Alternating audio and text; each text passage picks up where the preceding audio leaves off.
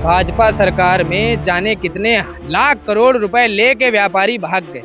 नीरव मोदी भाग गया, मेहुल चोकसी भाग गया, विजय माल्या को यहाँ लाने की बात कर रहे थे। विजय माल्या लेकर आए क्या? विजय माल्या को लेकर आए। इन्होंने वादा किया था कि हम जो विदेशों में पैसा जो पड़ा हुआ है, भारत का काला धन पड़ा हुआ है इस बैंक में, वो सब यहाँ लेकर आएंगे और जनता के खाते में 15 लाख रुपए डाल देंगे।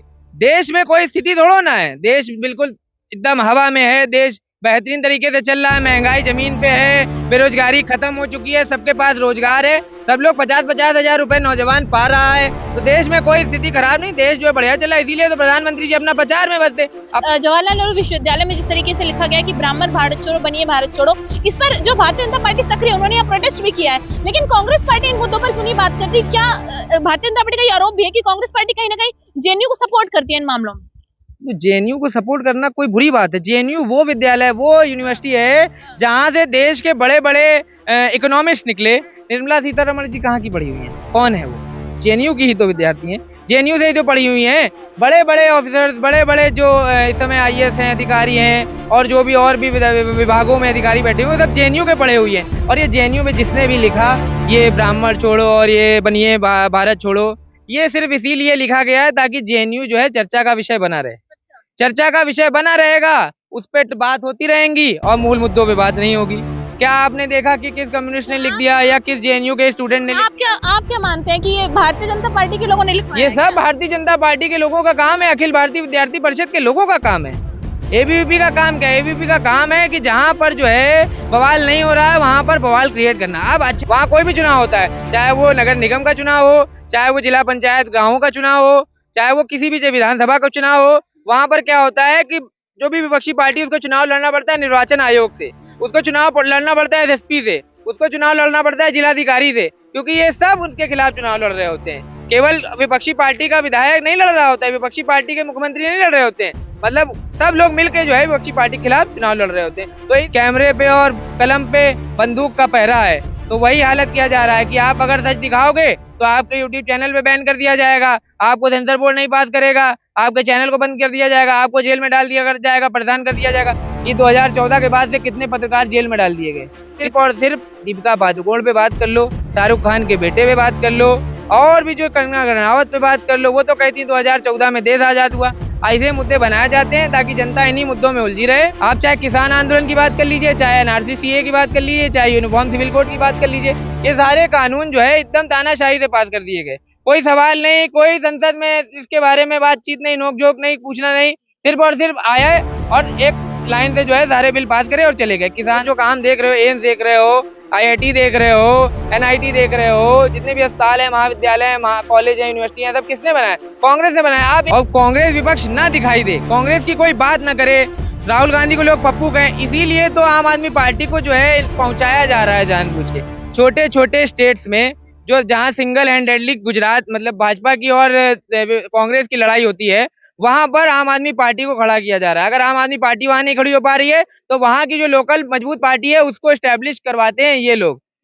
मैं हूं तनु और आप देख रहे हैं नेशन कीपर। जंतर मंतर पर खड़े हैं और आपको मैं बता दूं कि गुजरात में चुनाव हुए थे और अटकलें लगाई जा रही थी कि इस बार गुजरात जो है कहीं ना कहीं प्रधानमंत्री नरेंद्र मोदी के हाथ से निकल जाएगा और साइलेंट वोटिंग होगी और कांग्रेस को फायदा होगा। लेकिन केजरीवाल के आने से जो भारी नुकसान कांग्रेस को देखने को मिला है, क्या वो इस बार जो है 2024 की ओर भी संकेत कर रहा है कि कहीं ना कहीं कांग्रेस पार्टी केजरीवाल को पीछे नहीं छोड़ पाएगी? तो इसी मुद्दे पर चर्चा करने के लिए हमारे साथ एक व्यक्ति से जानने की कोशिश करते हैं। देखिए, केजरीवाल दिल्ली से 8 महीने पहले पहुंच गए और उन्होंने जो मेहनत की वो मेहनत रंग लाई, कांग्रेस पार्टी पीछे हो गई। तो आपको नहीं लगता कि कहीं ना कहीं कांग्रेस पार्टी धीरे धीरे बैकफुट पर आती जा रही है? जी नहीं, ऐसा कुछ नहीं है। कांग्रेस पार्टी को बैकफुट पे लाया जा रहा है जानबूझ के। पूरी की पूरी मीडिया लगी हुई है उसको बैकफुट पे लाने के लिए। उस एक व्यक्ति की एक यात्रा को जो है डिमोटिवेट करने के लिए, उसको बेकार करने के लिए पूरी की पूरी मीडिया लगी है। भाजपा की पूरी आईटी सेल बौखलाई हुई है। और देख लीजिए, ये इनके पास तो हिमाचल था, वो भी चला गया। हिमाचल उनके पास था, वो हिमाचल जो है, हिमाचल में इनकी सरकार थी, वो चली गई। तो मतलब ये एक प्लस पॉइंट लेके कांग्रेस जो है आगे बढ़ रही है और आगे आने वाले चुनाव में जो है वो अपने तरीके से जो है कार्य करेगी। लेकिन देखा गया जिस तरीके से प्रधानमंत्री नरेंद्र मोदी वोटिंग के अंत तक जो है रैली करते रहे, केजरीवाल भी लगातार वहां पर जुटे रहे पिछले 7-8 महीनों से, लेकिन राहुल गांधी जी, सोनिया गांधी जी वहां पहुंचे ही नहीं है। हमारे देश में ये कहा जाता है, हमारे देश की मीडिया ये बताती रहती है, हम लोगों को याद दिलाती रहती है कि हमारे जो प्रधानमंत्री हैं वो सुपर पावर्स लेके पैदा हुए थे। अच्छा। हाँ, वो दिन में 20-20 घंटे 18-18 घंटे काम करते हैं। अब आप सोच लीजिए गुजरात के चुनाव में वो 1.5 महीने उन्होंने दिन और रात एक करके काम किया।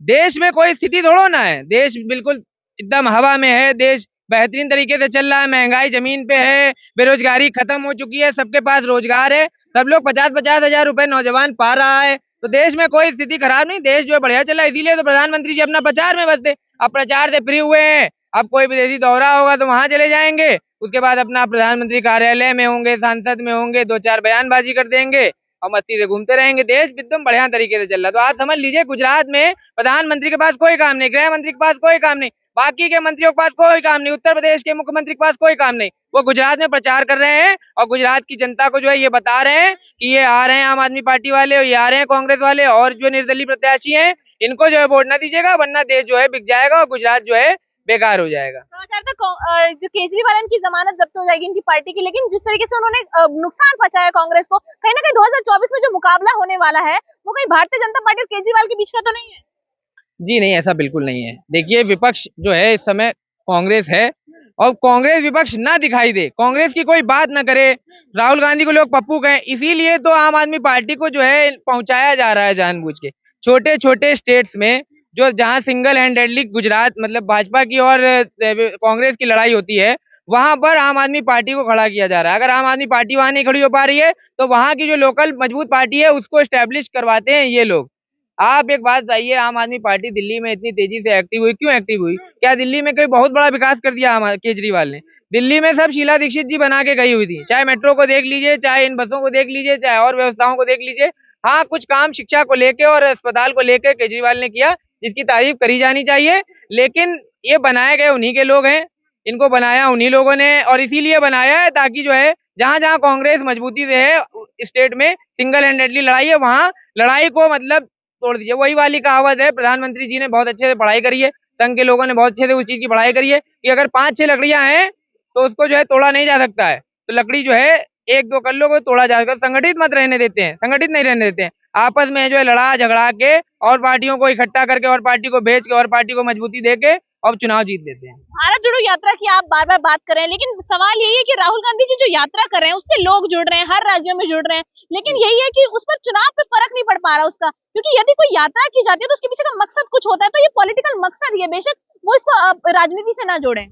देखिए अगर फायदा ना मिला होता तो हिमाचल ना जीते होते, गुजरात में भी भाजपा की सरकार थी, हिमाचल में भी भाजपा की सरकार थी, लेकिन क्या हो गया, गुजरात में तो बनी हुई है, गुजरात तो एक तरीके का पुलिस स्टेट है, वहां पर विपक्षी पार्टियां जो चुनाव लड़ रही हैं या कोई भी भाजपा जहां पर रूल कर रही है वहां कोई भी चुनाव होता है, चाहे वो नगर निगम का चुनाव हो, चाहे वो जिला पंचायत गाँव का चुनाव हो, चाहे वो किसी भी विधानसभा का चुनाव हो, वहां पर क्या होता है कि जो भी विपक्षी पार्टी उसको चुनाव लड़ना पड़ता है निर्वाचन आयोग से, उसको चुनाव लड़ना पड़ता है एसएसपी से, उसको चुनाव लड़ना पड़ता है जिलाधिकारी से, क्योंकि ये सब उनके खिलाफ चुनाव लड़ रहे होते हैं। केवल विपक्षी पार्टी का विधायक नहीं लड़ रहा होता है, विपक्षी पार्टी के मुख्यमंत्री नहीं लड़ रहे होते हैं, मतलब सब लोग मिलकर जो है विपक्षी पार्टी के खिलाफ चुनाव लड़ रहे होते हैं। तो इस वजह से जो है भारत जोड़ो यात्रा को एक पॉजिटिव वे में कांग्रेस के कार्यकर्ताओं को, भारत के आम जनता को, जिसने ये देखा कि 75 साल 70 साल जब जब जितने भी साल कांग्रेस ने राज किया, क्योंकि बीच में अटल बिहारी जी की भी सरकार थी, भाजपा की सरकार थी, तो जितने भी साल कांग्रेस राज किया सिर्फ काम किया, ये सब जो काम देख रहे हो, एम्स देख रहे हो,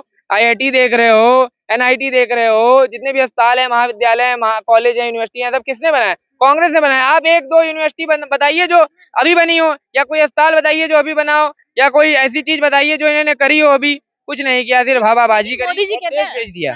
लेकिन मोदी जी कहते हैं कि प्राइवेटाइजेशन हुआ है, काला धन वापस आया है, और कहीं ना कहीं वो ये दावा करते हैं जैसे इंटरनेशनली जो हम लोग चमक रहे हैं, भारत जो बाहर दिख रहा है वो शायद कांग्रेस पार्टी की सरकार में नहीं हो पाता। भाजपा सरकार में जाने कितने लाख करोड़ रुपए लेके व्यापारी भाग गए, नीरव मोदी भाग गया, मेहुल चोकसी भाग गया, विजय माल्या को यहाँ लाने की बात कर रहे थे, विजय माल्या लेकर आए क्या? विजय माल्या को लेकर आए, इन्होंने वादा किया था कि हम जो विदेशों में पैसा जो पड़ा हुआ है, भारत का काला धन पड़ा हुआ है इस बैंक में, वो सब यहाँ लेकर आएंगे और जनता के खाते में 15 लाख रुपए डाल देंगे। कहाँ डाल दिया? जनता के खाते में जो पैसा था वो भी निकाल लिया, जनता के घर में जो पैसा महिलाओं ने इकट्ठा रखा था वो भी बेफिजूल की नोटबंदी करके लोगों को सड़कों में लाइन में लगा के मार डाला, लोगों के घर में शादियां थी वो अपने नोट बदलवाने में लगे हैं, खुद जो है अपनी माता जी को 90 साल की उम्र में जो है एक दिन नोट बदलवाया, उसके बाद जो है डाल दिया। तो सिर्फ हवाबाजी करते हैं, बयानबाजी करते हैं, कोई भी मूल मुद्दों पे बात नहीं करते हैं, कभी भी बेरोजगारी पे बयानबाजी नहीं करते हैं, कभी भी।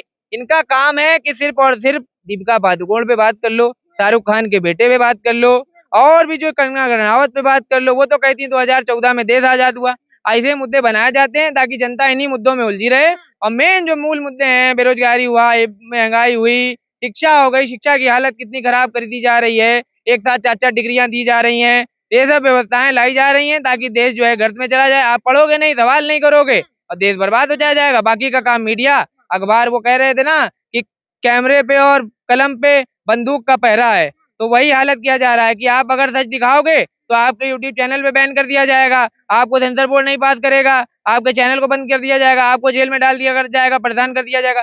ये 2014 के बाद से कितने पत्रकार जेल में डाल दिए गए, कितनों की हत्या कर दी गई। गौरी लंकेश मामले में आज तक हत्यारोपी नहीं पकड़े गए, और पत्रकार मार दिए गए, आज तक हत्यारोपी नहीं पकड़े गए। रवीश कुमार एनडीटीवी का एक शो करते थे प्राइम टाइम, उस चैनल को भी खरीद लिया गया, उन्होंने पत्रकारिता वहां से छोड़ दी। जब भारतीय जनता पार्टी मुद्दों पर बात करती है, यूनिफॉर्म सिविल कोड लेकर आई, तब आप लोग विरोध करने लगते हैं, सड़कों पर उतर जाते हैं, प्रोटेस्ट करने लगते हैं। भारतीय जनता पार्टी जो भी कानून लेके आती है वो खुद ही उस कानून का विरोध करती है। आप बताइए, ये जो भी कानून लेके आए, इससे पहले जब कांग्रेस ला रही थी तो ये सब उठापटक करते थे कि क्यों लेके आ रहे हो, क्यों लेके आ रहे हो। वो तो लोकतंत्र से कानून को पास करते थे ना, पूछते थे कि हाँ ये कानून पास होने लायक है, हाथ उठवाते थे, सवाल करते थे। ये तो एक तरफा लेके आते हैं ना। आप चाहे किसान आंदोलन की बात कर लीजिए, चाहे एनआरसी सीए की बात कर लीजिए, चाहे यूनिफॉर्म सिविल कोड की बात कर लीजिए, ये सारे कानून जो है एकदम तानाशाही से पास कर दिए गए। कोई सवाल नहीं, कोई संसद में इसके बारे में बातचीत नहीं, नोकझोंक नहीं, पूछना नहीं, सिर्फ और सिर्फ आया और एक लाइन से जो है सारे बिल पास करे और चले गए। किसान आंदोलन, किसान सड़क पे तड़प तड़प के जो है 400-500 किसान मर गए। आज तक उनके घर वालों को वादा किया था कि आप जाइए, बिल वापस हो गए और आपके घर को मतलब पैसा मिलेगा, और जो लोग मतलब मरे उनको पैसा मिलेगा। वो जो जिसने गाड़ी चढ़ा दी, 5 किसान मार दिए, एक पत्रकार मार दिया, उसको सजा मिलेगी। क्या सजा मिली अभी तक? अभी तक उसका ट्रायल ही चल रहा है कोर्ट में, अब जाके उसके जो है आरोप तय हुए हैं, अभी तक भी सजा नहीं हुई। तो सिर्फ और सिर्फ मीडिया का काम, मीडिया को लगा रखा है कि भ्रमित करते रहिए, जनता के मूल मुद्दों से सवाल जवाब ना होने पाए। आखिरी सवाल मेरा ये है कि जवाहरलाल नेहरू विश्वविद्यालय में जिस तरीके से लिखा गया है कि ब्राह्मण भारत छोड़ो, बनिए भारत छोड़ो, इस पर जो भारतीय जनता पार्टी सक्रिय है, उन्होंने यहाँ प्रोटेस्ट भी किया है, लेकिन कांग्रेस पार्टी इन मुद्दों पर क्यों नहीं बात करती? क्या भारतीय जनता पार्टी का ये आरोप भी है कि कांग्रेस पार्टी कहीं ना कहीं जेएनयू को सपोर्ट करती है इन मामलों में? तो जेएनयू को सपोर्ट करना कोई बुरी बात है? जेएनयू वो विद्यालय, वो यूनिवर्सिटी है जहां से देश के बड़े बड़े इकोनॉमिस्ट निकले। निर्मला सीतारमण जी कहाँ की पढ़ी हुई हैं? कौन है वो? जेएनयू की ही तो विद्यार्थी हैं, जेएनयू से ही तो पढ़ी हुई हैं। बड़े बड़े ऑफिसर्स, बड़े बड़े जो इस समय आईएएस हैं, अधिकारी हैं, और जो भी और भी विभागों में अधिकारी बैठे हुए, सब जेएनयू के पढ़े हुए हैं। और ये जेएनयू में जिसने भी लिखा ये ब्राह्मण छोड़ो और ये बनिए भारत छोड़ो, ये सिर्फ इसीलिए लिखा गया है ताकि जेएनयू जो है चर्चा का विषय बना रहे। चर्चा का विषय बना रहेगा, उस पर बात होती रहेंगी और मूल मुद्दों पे बात नहीं होगी। क्या आपने देखा कि किस कम्युनिस्ट ने लिख दिया या किस जेएनयू के स्टूडेंट ने आप क्या मानते हैं कि ये भारतीय जनता पार्टी के लोगों ने लिखवाया ये है सब क्या? भारतीय जनता पार्टी के लोगों का काम है, अखिल भारतीय विद्यार्थी परिषद के लोगों का काम है। एबीवीपी का काम क्या है? एबीवीपी का काम है कि जहां पर जो है बवाल नहीं हो रहा है वहां पर बवाल क्रिएट करना। अब अच्छा ये बताइए, एबीवीपी 2014 के पहले अखिल भारतीय विद्यार्थी परिषद एक संगठन हुआ करता था जो उत्तर प्रदेश में, मैं उत्तर प्रदेश का रहने वाला हूँ, कानपुर का, और वहां पर वो प्रदर्शन करता था सरकार के खिलाफ, स्टूडेंट के मूल मुद्दों के लिए बात करता था। क्या आज जनता के स्टूडेंट हैं उनके पास क्या कोई मुद्दे नहीं? क्या बेरोजगारी चरम पे नहीं? 45 साल के चरम पे बेरोजगारी है, उस मुद्दे पे बात करना क्या एबीवीपी का काम नहीं रह गया है? अब एबीवीपी का काम रह गया है कि जो भी दूसरी उसका आदमी है, अगर वो हिंदुत्व के लिए, मतलब इनका कहने का मतलब है हिंदू वो है जो चोटी रख ले और जो बिल्कुल जो है मुसलमानों को गाली बकने लगे, दूसरी बिरादरियों को डराने धमकाने लग जाए और रोज मंदिर जाए, रोज घंटा बजाया जाके। तो ऐसा कुछ नहीं है, सिर्फ धर्म के नाम पे लोगों को भटकाना और आपस में लोगों को लड़ाना, ये इनका काम है। इसी को लेके ये चर्चा में रहेंगे। अगर आप ये छोड़ देंगे तो लोग बेरोजगारी और महंगाई की बात करने लगेंगे, उससे जमीन पे आ जाएंगे। देखिए, धर्म की राजनीति सियासत की कुर्सी की भूख बन चुकी है, और आपको मैं बता दूं कि जिस तरीके से जेएनयू में लिखा गया है बनिए भारत छोड़ो, जिस तरीके से ये नारे लिखे जाते हैं जेएनयू में, कहीं ना कहीं वो विवादों का विषय बना रहता है। धन्यवाद।